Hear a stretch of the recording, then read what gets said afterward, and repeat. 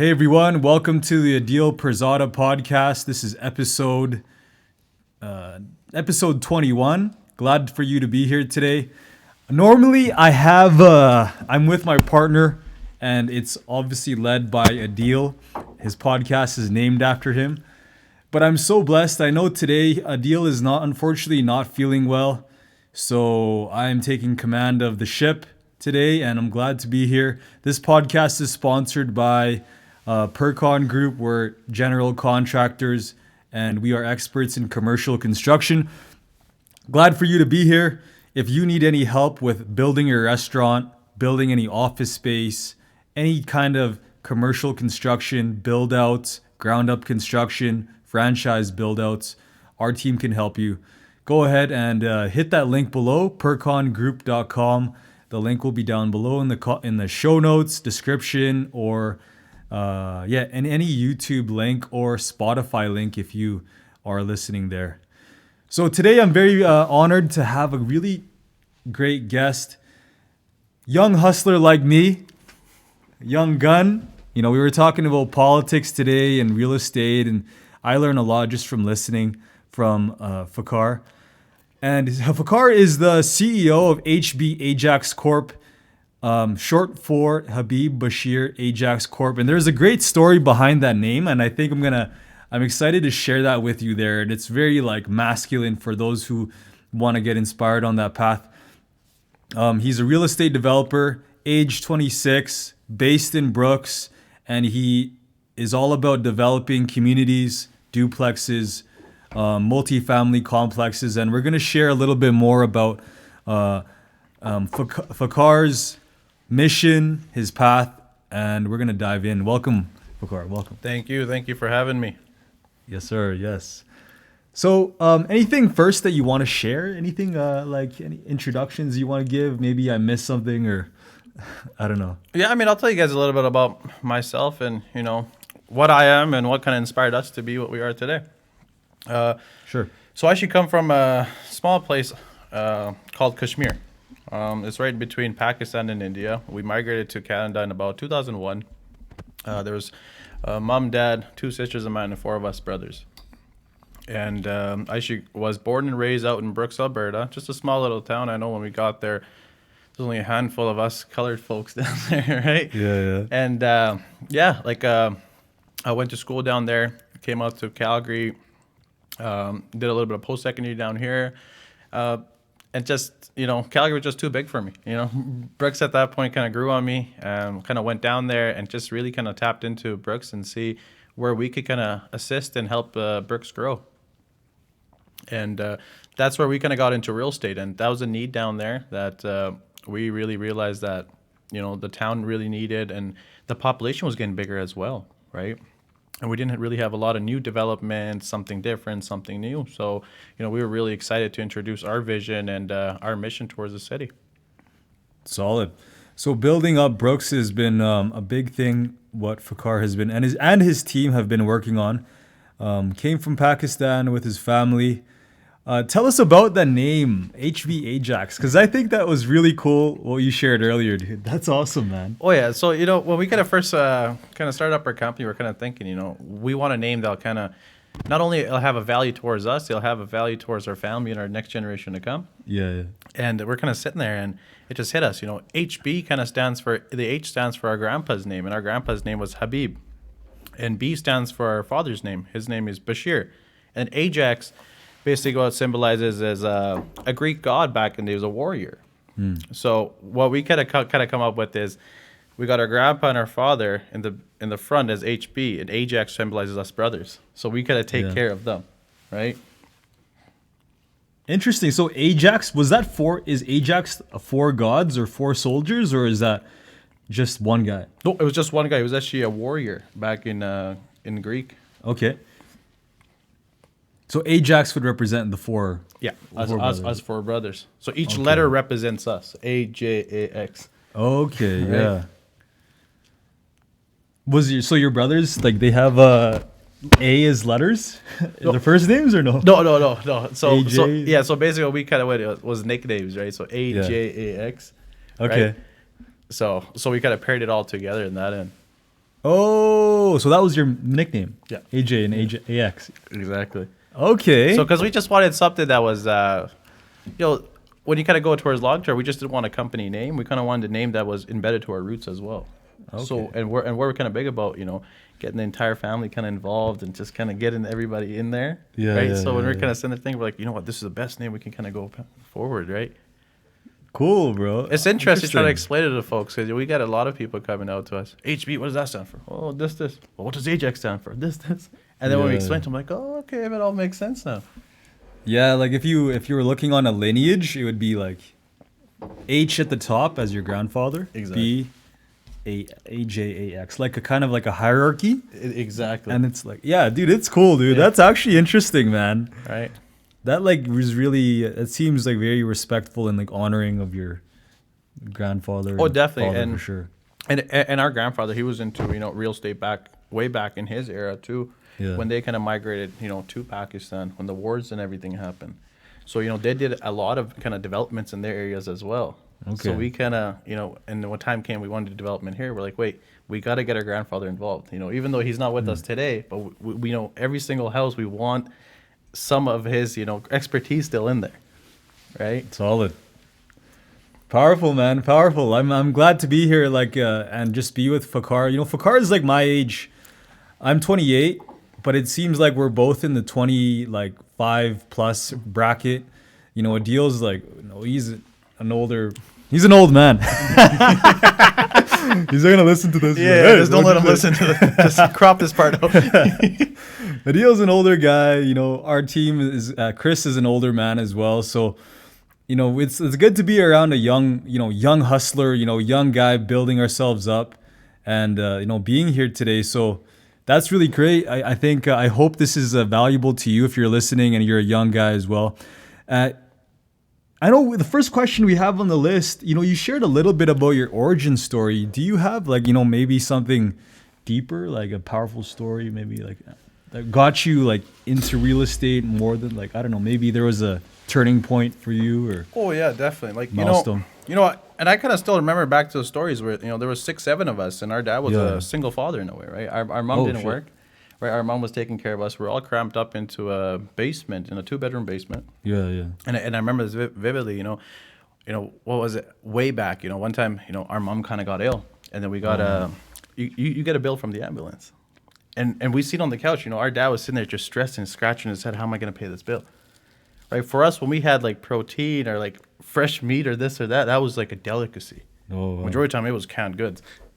That's what you're on, right? So, and our dad kind of told us one thing. He said, you guys come here for a better opportunity. You guys come here for an opportunity that I never got. He's like, consider my sacrifices your opportunity. And that's what was just embedded with us. So as growing up, it's like, I don't want that 9 to 5. I'm going to do that extra mile, that extra work just to really kind of have something of my own. And failure didn't exist here because you were so motivated. With a lot of our stuff, the word failure doesn't exist. I don't believe in the word failure. Because if there's motivation, there's success.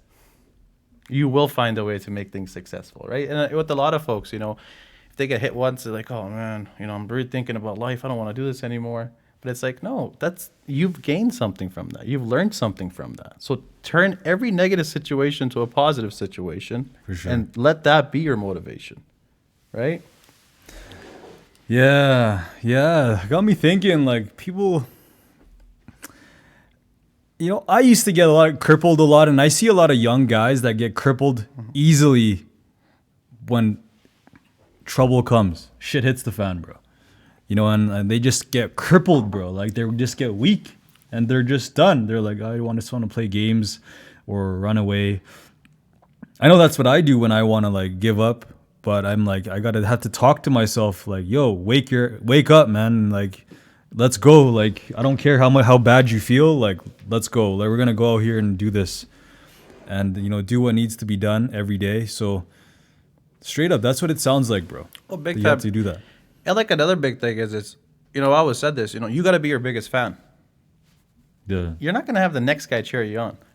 You know what I mean? When you're walking out of a Ferrari and this guy's walking out of a Honda, he's not gonna be cheering you on, right?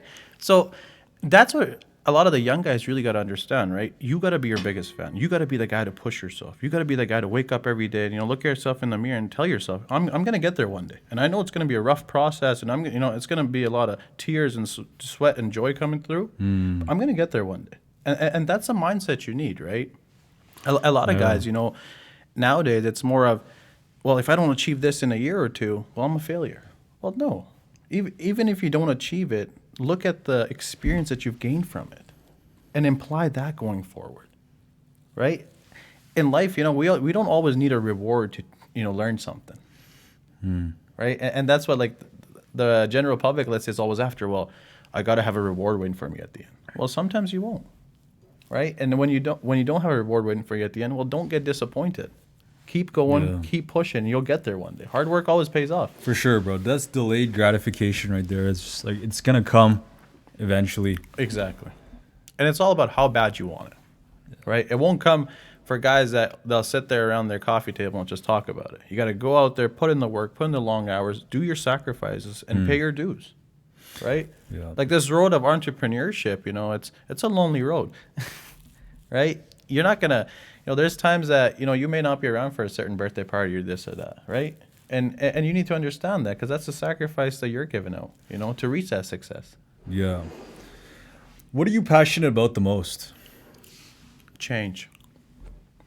I'm big about change. Okay. That being said,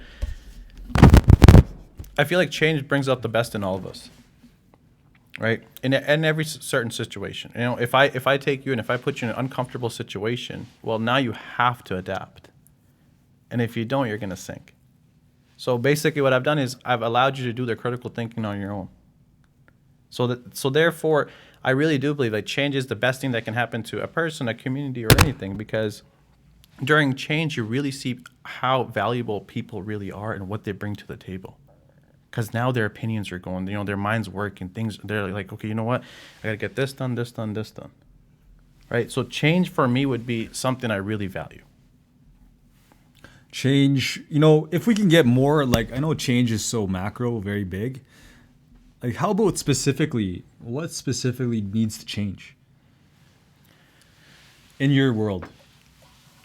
If we reflect off the real estate world, and when we talk about change, well, affordable housing is huge, right? Okay. That's right.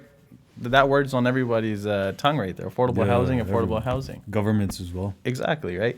But in order to get affordable housing, to have it become successful, it seems like a dream, right? We've got so much money that's being funded into affordable housing, this and that, but yet it just seems like it's just not getting to where it needs to be, right? So that's where we operate a lot different than like the regular, affordable housing companies, or just the regular, building companies and this and that, where we take affordability into consideration, but we also take the longevity of the house into consideration as well, right? There's one thing at making the price point making sense, but then there's another making sure the bills are making sense as well, right? If your mortgage is $1,500 a month and your bills are half of that, you're in trouble, right?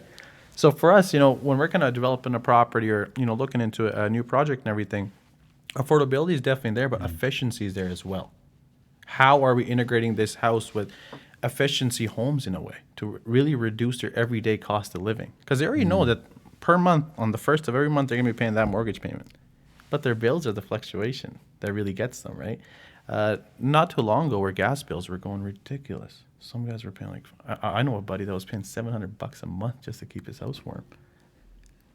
That's weird, man. That's nuts. There must be some serious leaking going on in his house, the windows or something. Or dude, something. It's cold. but it's just, when we talk about affordable housing, it's not just building homes that the next person can just afford at a reasonable cost, but it's actually making sure that they're actually benefiting them as well. So you talk about those bills and like, I'm new to this. Like, there's a lot I'm learning about real estate development. So I want to become a developer and become part of a development group as well. Like, that's what we're doing with Pircon slowly as we grow. How do you, my question is, how do you balance affordable housing but also making a profit for you? Reduce the red tape with the cities. That's your only answer. Reduce the red tape with the cities. When we talk about affordable housing, if it was easy to do, the cities would have done it. Like us developers wouldn't even stand a chance, or like we couldn't even get in the game. The cities would have done it. But one of like to get affordable housing done, when I'm saying reduce the red tape, it's cities have to understand how affordable housing is actually successful. You know, a developer comes in and he purchases a lot, this. Well, if he's paying market price for everything, well, then why would he sell them at a reduced cost? Because then he's thinking, well, wait. He's losing. Exactly, right? Yeah. So in order to make actually affordable housing successful, especially in small cities, which it's, you know, you definitely could, because they've got lots that they're sitting on for 30, 40 years. If no one bought them in 40 years, well, what makes you think someone's going to buy them next 20? Yeah. Right? So there's a lot of empty lots in Calgary. Oh, big time. And I always said this. It's sometimes the city's got to understand and sit down and be like, okay, you know what? We're not getting what we want. Let's reduce the red tape, bring these guys in, and they could really develop a community, and we will benefit off of it in the long run, which, I mean, the cities benefit off of it more than I do. Because, I mean, they're not paying me property tax every year, right? So it's kind of like it takes quite a bit of people to kind of see eye to eye to really make affordable housing something that's, you know, successful. Yeah. Like going from the city's point of view, I get my guess, I'm not inside their head, but my guess would be like, yeah, they want to save it for something big in the future. Maybe they had a vision, you know, a 10-year vision, and in that vision, this lot would be a part of a LRT, C train. Maybe they'd want a mall there. You know, maybe they had a vision and plan, and they're like, okay, I'm going to hold on to this. But at the same time, let's say this ever-growing need of housing is coming. Like how there's thousands of people coming to Alberta, you know, as we speak from Ontario. So that's really interesting, bro. That's really interesting. Maybe that's so. I have no idea, but that's my guess. So, and you know, like another thing with the cities is, you know, if they're sitting on a lot, that's great. That's fantastic. Well, you guys got to understand, you got to do something with that lot. You know, if they've got a great big scheme of, you know, we want a mall, we want this, fantastic, right? That's no problem. But make it happen. Yep. Don't have a lot sit there for 20 years or 30 years, because what you've done now, you've taken away an opportunity from someone that could have lived there. Especially if it's wasting space. There you go. There's no one's there. No one goes there. There's no park. There's Exactly. nothing. It's just like nothing. Exactly, Grass. right? Exactly. Like when we really talk about real estate development, and Yeah. let's say like if we reflect off like some of the Middle East countries, let's say for like earlier I was Okay, talking to you yeah, about yeah, like yeah. Dubai and stuff, right? Yeah. What they've done, it's actually remarkable. Like they've taken every inch of the country and said something's going to go here. Good. Not a single inch will go to waste. And that's what we got to do in cities, right? We really got to sit back and say, you know what? Let's say if the city's got a good amount of lots here, okay, well, you know what? This is our plan. This is what we want. Let's outsource some developers who can come in and help us bring our vision to life. Because I highly doubt the cities aren't going to be pumping millions and millions and millions of dollars into housing. Otherwise, other loans wouldn't exist, right? So it's kind of like everyone's kind of got to come together and really have that transparency with each other. That's an interesting point. And that's one of our biggest red tapes, right? It's having like a city understand on what our vision is, and then they project us what their vision is, and you know we got to take that back to our drawing board and say, okay, you know what, where can we all kind of meet together? Yeah. You know, that's really interesting what you said about that, because, you know, I'm not going to reel too much because it might be too early, but I spent the last couple of days doing some working for a development. It's one of our Pircon's developments, and one of our projects is to go door to door and get to know what the community is saying and get feedback. And a lot of them, I'm not going to say the community, but they've been saying, I've been talking to them face to face, like just like our conversation now, and a lot of them, they don't like development. They understand density. They just know that maybe they didn't move to that part of the area to have a huge ass tower there, dude. You know what I mean? Yeah, or no, I that's know. an example, Yeah, right? no, Like, I know what you mean. so I get their point of view, but at the same time, you know, in my head, you know, there needs to be growth. There needs to be growth in a city. There needs to be homes. There needs to be an expansion. And, you know, as a developer, or as someone who wants to, you know, as as a growing team, I'm learning that like we can't. There's a balance between, understanding what people want and need, but then understanding the vision, like Exactly. not listening at the same Exactly. time, like considering, but like we have to stay focused Exactly. on the path. Exactly. And a lot of those folks that kind of let you know that they don't want development happening. Well, they're the same folks that have 2 rentals, right? So they're not looking to buy another home, right? Like for an instance, we do deal with like a lot of like the new Canadian families, that have just migrated over and it's their first footstep and it's their first milestone. They're looking into buying their home, right?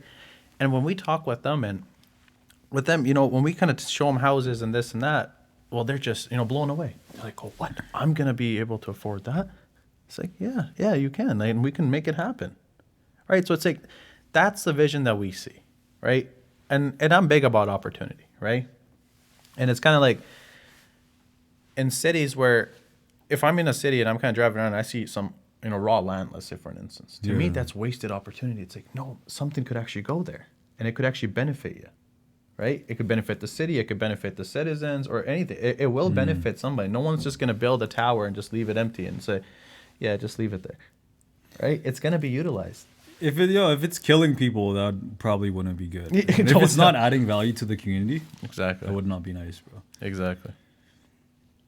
Like, yeah, I get, like, let's say, there's a meat plant in Brooks, right? Yeah, a JBS Foods. So, like, I'm sure they had some huge appeals and, like, developments and, like, people were complaining, hey, it stinks. Like, you know what I mean? Like, what they I'm have sure to they're be- complaining. That's why they have to be outside the city. They have to be on the number 1, right on the range road, right? Okay. Oh, so there's no houses in that area? No. So these guys are kind of on their own outside of Brooks. Oh, I thought there was, like, a community, like, down the block. It No, stinks like no, it'd be bad. meat. Yeah, no, I mean, I don't even think they even let you build out there because that'd be terrible down there. That's careful zoning, though. Whoever planned that was like, okay, thought ahead. But as we go back to this, I know we kind of just went on a different conversation. Is what are you working on now, Fakhar? So we're actually just coming off a build actually, and we're wanting to run about 2 to 3 more duplex builds here this year out in Brooks. Okay, let's rewind. Tell what did you finish, so we can just brag, a bit and show your success. For sure. So we've actually just came off a duplex build. Okay. And I mean, when we started construction, it was last year, and we were it was during COVID times, right? And we're like, ooh, how's the community going to react? Interesting. Right? Because like they've got a few other guys in town, they'll build time to time, right? But when we wanted to build, we're like, okay, we're going to be consistent, right? Every year we're going to do a tester. We're going to build 1 or 2, and then we're going to see, okay, well, how well of a successful, project it really was, right? And we did great. So now we're kind of sitting there thinking, okay, well, you know what? The folks, they're in town, they absolutely love, what we're building. It's at a reasonable cost. It's not like it's way out of their budget, right? And why would we stop? Right? And especially for me, like I'm huge about progression, especially in a small community. And Brooks, we've got folks moving into Brooks all the time, right? And a lot of the folks, that are moving in, they're coming in with bigger families. And Brooks just really doesn't really have enough to suffice those bigger families. And if they do, and those homes are quite expensive inside of their budget. So that's where we really come in that little niche. Duplex is nice. It's Exactly. more affordable. Exactly, right? Because at the end of the day, for a family, their biggest goal is, their biggest milestone, coming to Canada is buying a home. Right? Average home price out there, what's it, like 800K or? No, out in Brooks, no. Their average home price, they're going from about 325 to like 370, 350 around there. And that's for a new build? Yeah, right. Like that's where we're kind of priced at, right? 375. Yeah. Okay. Like there's fellas that they're building single family homes that want close to $500,000 for them, right? It's just they're just in a different market than what we are, right? Our niche market's completely different than, we're not into single family homes and stuff down there because we know it's not a market. If I build so for a duplex, 375 range. Exactly, right? Okay. And it's and you do end up pre-selling them, and and in a small town, it's actually quite remarkable that you actually do. Okay. In bigger cities, you hear about it all the time, but in a small town, because in a small town, it's got to be built for the people to trust you. That's the mentality in a small town, and that's one of the biggest things that like developers really face in small towns. right? Because we go in and we're like, okay, we want to build. Well, how do we gain their trust for these guys to pre-sell them or do this or that? Yeah. Right.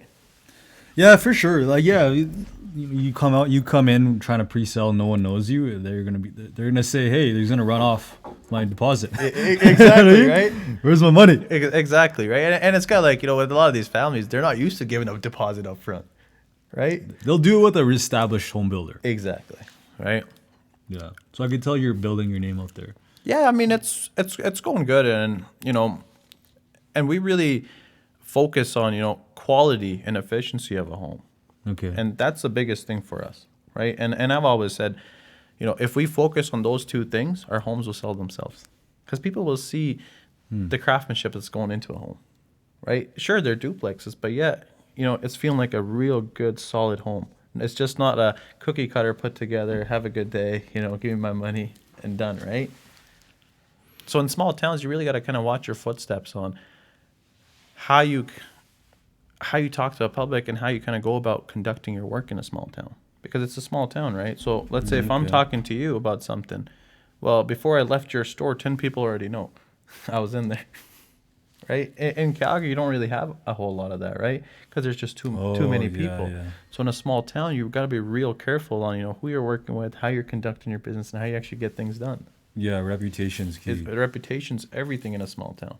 Because they're gonna gossip about you and talk about you. Exactly, right? And especially when a lot of folks know you're a young fella coming in, they're like, oh, these guys don't know nothing. We know, right? Because in smaller towns, a lot of it's you got the older mentality, and it's tough. And I'm telling you, it's tough, man, trying to change old mentality. Yeah, dude. Right? That gets real tough. Yeah, I know what you're saying. I know what you mean. I've met some people that are like that, and people in my life that are. They're stuck in their ways. I wouldn't say that in a bad way, but they're just, I am saying it in a bad way, actually. Maybe, they're stuck in their ways, man. Like, come on. Like, the world is changing, bro. Like, who pissed Kevin off? Yeah, man. Things have to change. Like, there's technology. We talked about solar earlier. Like, there's so many things changing. If we're not adapting, especially to the community in real estate, where someone's going to lose money and someone's just going to be like left behind. Oh, exactly, man. Right? Yeah. And it's kind of like, as time changes, people have to change with time as well. Or just like you said, you're going to be left behind. Yeah. Right? So I know we're, we actually kind of tight. How about we go for, are you okay to go to like 8:15-ish? Yeah, that's no I know problem. your time's valuable. So that's no problem. Yeah, it's another roughly 19 minutes, I think. Oh, yeah, that's not a problem. Yeah, awesome. So you're working on that in Brooks. What would you say is your goals right now? What's your target mission right now? Our target mission, it's develop a community that's sustainable. A community that's kind of self-efficient, and a community that's kind of distinct than the rest. And especially in a small town where we know it's going to be tough, and in a community where we just bring in a different vision than what they're used to, right? Like on some of our new developments, we're looking into really equipping it with solar power technology, smart homes, and this and that. We're really heavily looking into that because Right. I'm a huge believer of technology going into homes, and that is the future, right? Like when we kind of talk about homes today, well, they're not that different than they were built a few, 5, 10, 15 years ago. The basic concept is the same, right? So it's like in housing, how we evolved, right? So our kind of mindset is, okay, wait, how do we have our housing set aside than everybody else while bringing it at an affordable cost, making sure it's efficient, sustainable, and it's a great functioning home. Would you ever work with students? Oh, definitely. Oh man, like as a niche, customer yeah. niche. Oh yeah, big time, man. Like I'm Student housing. Oh, big time. Like student housing, that's something. That's an affordable thing. Exactly, right? And that's something that we've actually got on our agenda for the long term. Yeah. For student housing, and we actually had a great concept for them. We really want to introduce smart homes to the students. So Oh, wow. like small tiny homes. Because Right. what we kind of figured out was, well, there's no point of us going up and building big apartments and this and that. Well, we can literally just give them a small little community of their own, so they all integrate with each other. So basically, our kind of concept is, Solid. like our concept is we want them all hanging out in one spot. Yeah, we know at times it may get hectic. Right? Like, I mean, we were all there. We were all there, right? So we all know it may get hectic, but at the same time, Bro, you're gonna pack a bunch of students in one area, dude. well, I mean, but they're One doing block. that. But they're kind of doing that right now in the reses and stuff too, right? But our kind of concept is we want the students to acknowledge responsibility. Okay. We want them to acknowledge responsibility, right? How? So basically what we want them to do is, if they're in our community, let's say if they're in our little small tiny home community of ours, right? We want them to acknowledge that there's time to party, there's time to get work done, and there's time to do this, right? Okay. Make sure your time is valuable and establish yourself, right? What the reses and stuff, the biggest kind of one of the issues is 24/7, it's going nuts, right? So, at our residence and stuff, what, we were looking into in the future was, we want to have like security teams there, this and that, to really kind of keep them together and the students and just keep them in a disciplined line. Oh yeah, What? think about something. Seriously? Well, think about something, man. Think about this. Like a parent. Not Security necessarily, parent. a parent. They're given the freedom until they abuse it. Okay. Think about it, man. A student will be given every piece of freedom out there to them, right? Until it gets abused. It's like with the child, right? If you tell a child not to eat that piece of candy, and he just takes and eats it anyways, but if you discipline the child, well, next time he won't do that. That's the same thing with our youth. Like some of the biggest struggles we face with our youth today is they're drifting away. For sure. The Western world is getting morally immoral, actually. Exactly, right? And we have to retain our youth. Like, it may not seem like a big problem right now, right? We're like, oh, well, let them have, 20 years down the road, it's going to be a huge problem. Because we're going to be left with not enough people knowing what to do or how to progress a country. And then we'll be like, oh, okay, we're in trouble now. Because the world around us is moving triple the speed that we're moving right now. Like if you let's say if you kind of go out to China, let's say for an instance, right? What are they doing? They'll take the phone, they'll rip it apart, reverse engineer it, and then sell it back to you. Right? And that's just a new brand. There you go. And that's just students doing it. So basically what they've done is they've taught them a sense of value on looking at something, reverse engineering it, and making a profit off of it. Right? Like even down there, like let's say if they're on TikTok. And they're okay, whatever. You're on TikTok, that's no problem, right?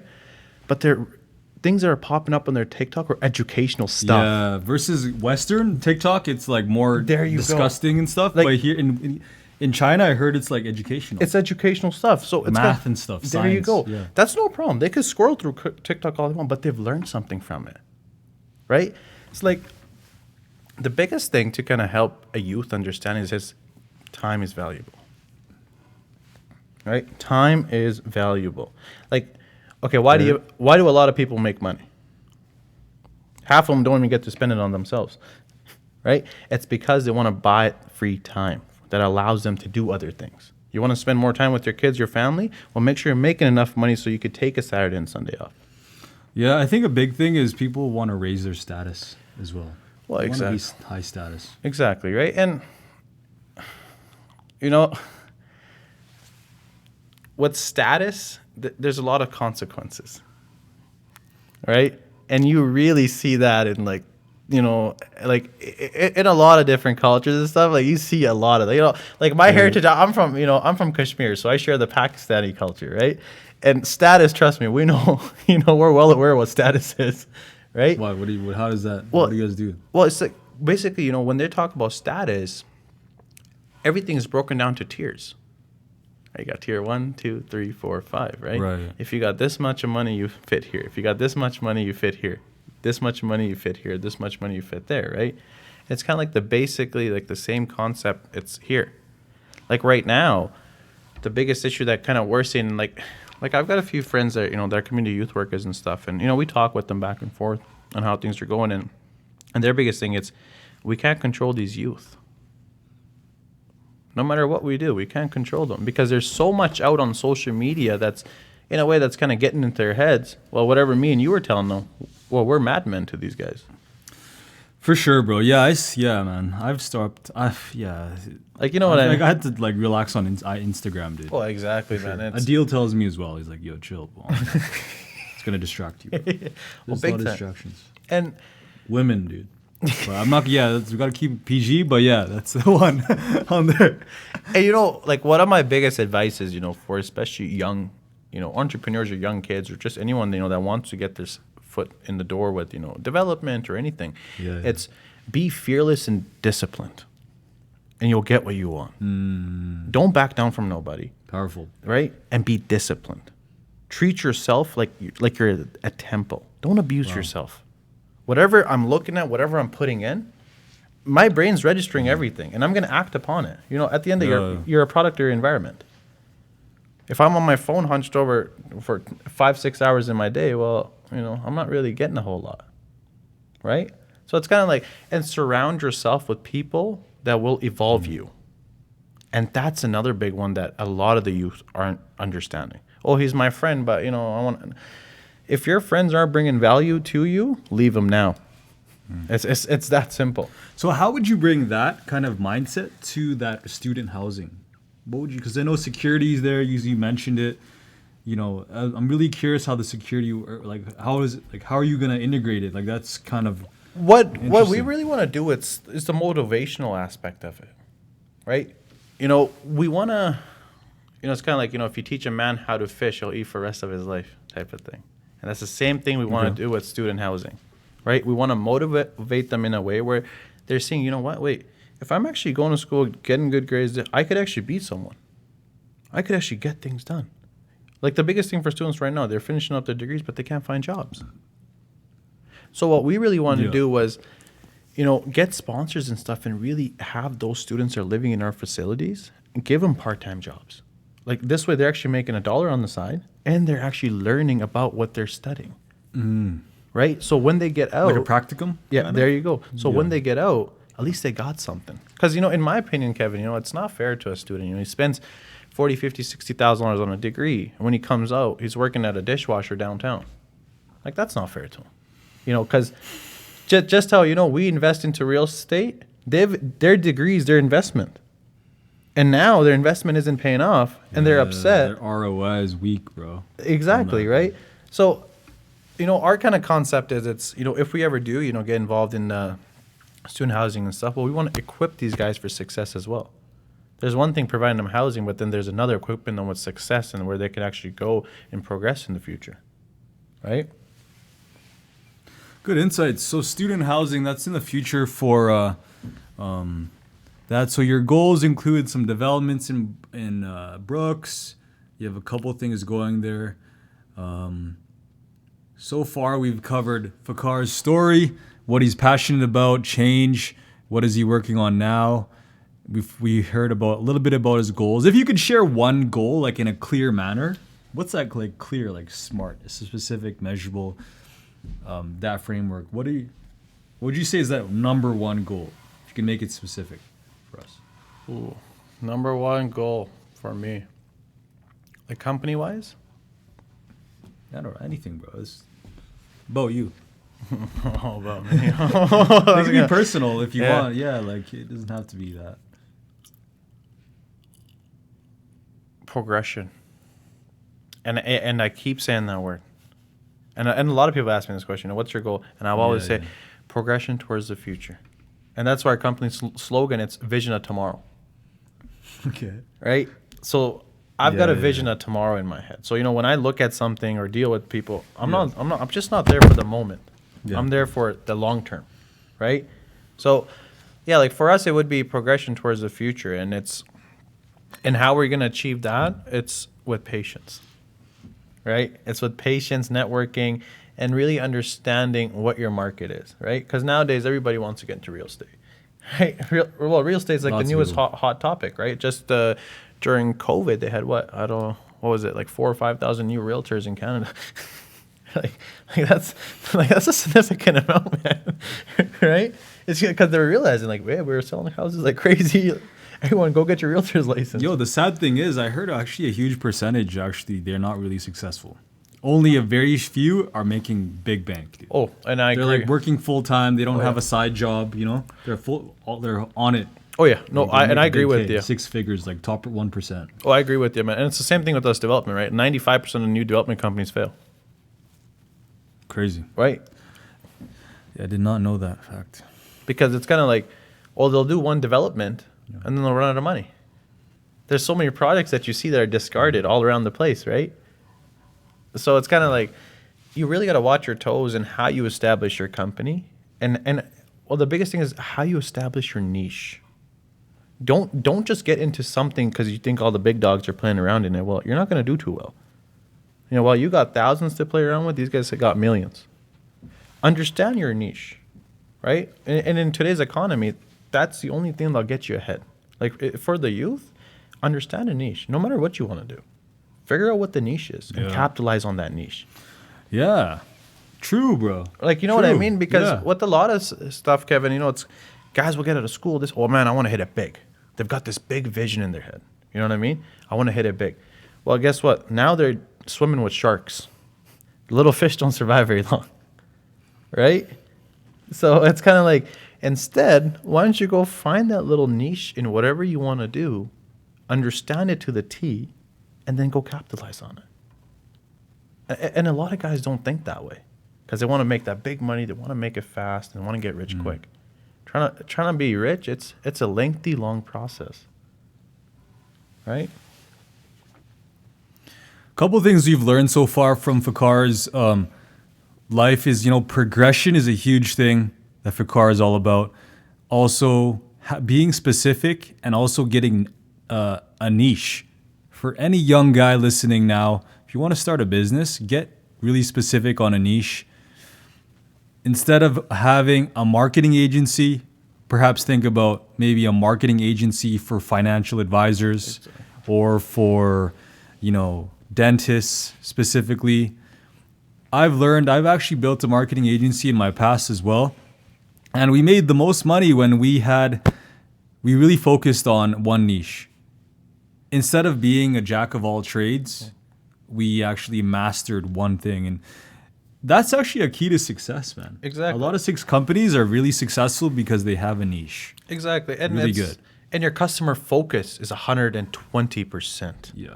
You know who you want. There you know go, who you man. want. Right? Like Yeah. like the biggest thing with sales guys is, you know, we've way back and, you know, we've sold lots of cars and, you know, and this and that. But the biggest thing is making that customer feel like they're like $1 million. And it's the world stops when I see them. All eyes on them. They're my everything at that time. Right? That's that niche right there. Right? Like nowadays you got a lot of guys, you know, they're trying to juggle so much because they're like, oh, I need 50 million different revenue streams. Well, that's not going to happen. What's going to happen is you're actually going to cripple yourself. It's going to be too much work. You're not going to be able to handle it, and you're going to give out terrible service. And eventually people are going to leave you. You're better off with capitalizing on a niche in something. Just like you said, whatever it is. Sit down to yourself and say, wait, what's the niche? Because everything's got a niche. And then kind of run off in that. Do your due diligence, obviously, and then kind of go on that. Make a strategic plan and execute it. Right? Key steps, bro. We're almost wrapping up on our time here. Give us one advice you'd give, or actually give us 3 pieces of advice you'd give to a young man on their journey. Sorry, ladies, if you're listening, but kind of biased today. But for the young men listening here, you know, you see a very successful man here. He's a real estate developer, only 26 years old. He's building duplexes, planning to build huge complexes, multifamily apartments, homes in affordable housing. You know, this man here, he's a key guy to listen to, so you better grab some notepads and pens and take what he has to say. What are 3 pieces of advice that you would give to a young man on their journey? I mean, I'll tell you 3 pieces of advice that I gave myself, you know, when I was taking this journey. Yeah, go ahead. You know, it was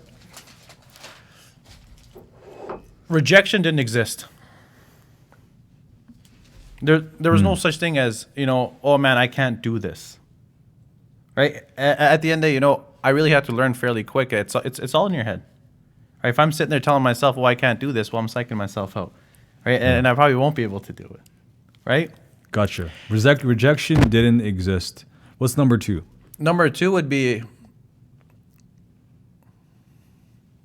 don't worry about what everyone else thinks, man. That's I know people hear that all the time. Like, don't worry about other people, but I really mean that, because you know what? When you're worth $1 million, the next person, they'll look at you and be like, oh yeah, they don't really care. And when you're homeless, they don't really care, man. Right? Like, it's all in our heads at the end there. You know, I'll tell you something. You know, I take life as a mental game. Right? It's all in your head. Right? Yeah. Mentally, strategy. There you go. Right? Whether it comes with a company or just anything I do, it's all strategic. Everything's got to be calculated. Right? Everything needs to be planned. Everything needs to be accounted for. Right? And that's the way I kind of operate in life as well. Everything has to be accounted for. Otherwise, I'll be a wild man running around. For sure. Right? Number 3, what's the third one you'd give to these young men? Don't get greedy. You know, greed's the root of all evil. You know, and what I mean by don't get greedy is don't just look at the dollar figure on everything. You know, if you chase the money for too long, it'll run away. Right? Value your consumer's opinion. Don't just try to shove your opinion down their throat. Value their opinion. Hear them out and hear what they're telling you. Because 10 out of 10 times, Kevin, in a market, the consumer will tell you what they need. All you got to do is produce it and sell it to them. Like, it's not hard. But a lot of guys struggle what? No, I know what you need, but this is what you actually, you know. I know I'm hearing you out, but this is what you need. No. Be consumer focused. Right? And that's in any business, right? Be consumer focused and be transparent with them. You know, you've got a lot of guys that are trying to make a quick buck with this and that. Yeah. Give them that comfort and be transparent with them and let them know that, you know, they're cared for. That's huge, bro. I love this. I think we align a lot, man, in so many ways, because I'm the same way, being transparent, you know, being customer focused. I like to listen to what customers have to say, because it's not about what I want. It's actually what they need. And that's where that's where we both benefit. And we both get paid. Both of us, actually, you know, the customer and me and the company. So that's a key thing. And there'll be a returning customer as well. Yeah. Right? Or they'll tell someone that they know, and you know, and it goes on from there, right? Yeah, loyalty. So 4 things that, guys, I hope you guys took some time to, you know, take that. I'll actually just repeat them again. Rejection didn't exist. Number 2, don't worry what other people think. Number 3, don't get greedy. Number 4, be transparent with your customer and be transparent in life. Lastly, Fakhar, what kind of, is there anything or any way that our listener can get a hold of you? Any ways, website or whatever? Yeah, I mean, they're welcome to send us an email. You know, especially, I mean, they could personally even send it to me. It's my first name at hbajaxcorp.ca. And, you know, we're always there to kind of, you know, listen to people and listen to, you know, what their ideas are. Right? Like I've always said this, you know, it's not that we know everything. You know, what kind of makes us successful? It's we take the time to listen to everybody. Right? And then I put everybody's thoughts into a full pile and say, okay, you know what? This is what my thought is, and this is how I can fit around them, and that's how we're going to do it. That's solid, dude. Right? And it's kind of the same Solid. thing, you know, when guys are building communities, it's the same thing. Right? If a developer is building a community and he's like, oh, every single house is going to be $1 million, well, he's going to be in trouble trying to sell it. So he needs to listen to what the community is actually telling him, and then he'll build to suit that. Right? And like I said, you know, a lot of guys today, it's get rich quick. Right? They're not in there for the long haul. You know, for us, you know, we want to build a few $1 million, you know, blah blah blah company, right? I'm not here for a year or two, you know, get my, you know, somewhat money and no. Like, we're here for a long time. We're here to stay. Right? Let's get it, man. This is a visionary right here, guys. Like, I see, you know, I recognize another leader in Fakhar and what he just said here today. I think I see myself as a leader, but I also recognize another leader here as well. You know, Fakhar has that great vision, great visionary. He's he's great with his words, and I learned that a lot about him. He actually has more hair than me, which I'm kind of jealous about. Look at his hair, man. His hair is like a nice, luscious freaking mane, bro. I'm over here balding in the back of my head, bro. But yeah, like, you know, there's so many great things I've taken away, and just being here, you know, humbly being here with you, Fakhar, and I'm truly grateful, and Adeel's grateful as well. You know, we'll have another podcast with us three. Oh yeah, and we'll have a little mastermind. Maybe even get your brother or maybe grandfather. Yeah. Oh yeah, definitely. No, that'd be fantastic. Yeah. So you heard it, guys. You heard it today. If you want to get in touch with Fakhar, it is FAKHAR at HBAJAX.corp. CORP. Follow him there. I'll actually put his email in it down below. So if you have questions, any feedback, you want to get to know his projects, you want to get involved, you want to maybe invest your money into his projects, go ahead and email him. His email is there in the show notes, description, YouTube link. So in the description. So thank you again for tuning in, everyone. My name's Kevin with Pircon Group. We are commercial construction experts. We are here to help you with your build out and answer any questions you have on commercial construction or any design as well. So happy to be here today. Tune in next Friday for our podcast. This is episode 21 with the visionary, Mr. Visionary Fakhar with Hbajax. Thank you for tuning in. Thank you.